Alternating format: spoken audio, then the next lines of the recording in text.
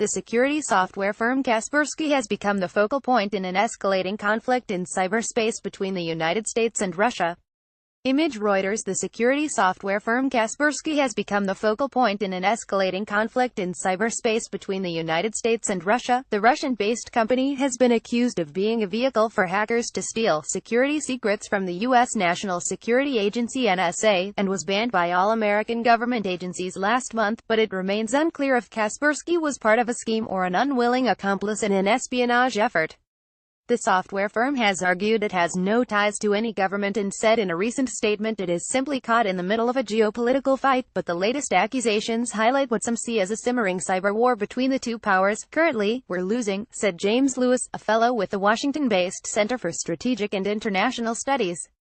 "It's not the kind of conflict we're used to." The Kaspersky allegations come in the wake of an apparent Russian-led effort to manipulate social media and influence the 2016 U.S. presidential election. "Russia has an advantage because they have figured out how to use our civil liberties against us, and there's not much we can do about it," Lewis said. "We don't have a group that does this kind of psychological warfare, and we don't have the legal authority to defend against it." Peter Singer, a New America Foundation strategist and author who has written on 21st century warfare, agreed that Russia is gaining ground in this cyber conflict. "If it's a cyber war, it is akin to a Cold War-style back-and-forth of everything from stealing secrets to political influence operations," Singer said.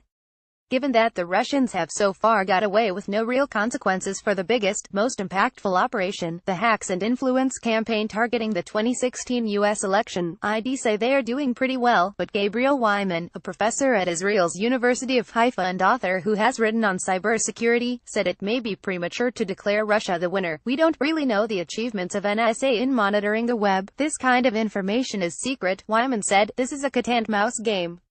You respond to breaking in and the other side responds, and it becomes more dangerous and more sophisticated." The New York Times reported on Tuesday that Israeli intelligence had hacked into the Kaspersky network and upon detecting the Russian intrusion, alerted the United States, which led to a decision last month for Kaspersky software to be removed from U.S. government computers.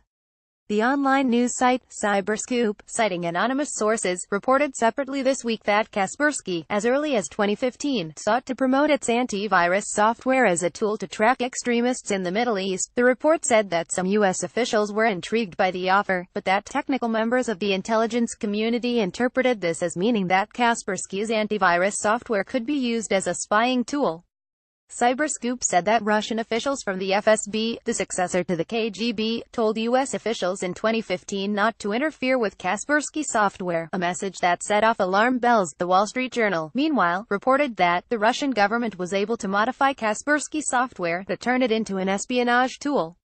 Antivirus software such as those created by Kaspersky can become a tool for espionage because it scans and can access all files in a computer or network. Eugene Kaspersky, founder of the company which bears his name, has long denied any connection to the Russian government but said on Twitter on Monday that he was launching an internal investigation into the latest allegations. A company statement this week said Kaspersky Lab has never helped, nor will help, for any government in the world with its cyber espionage efforts, and contrary to erroneous reports, Kaspersky Lab software does not contain any undeclared capabilities such as backdoors, as that would be illegal and unethical.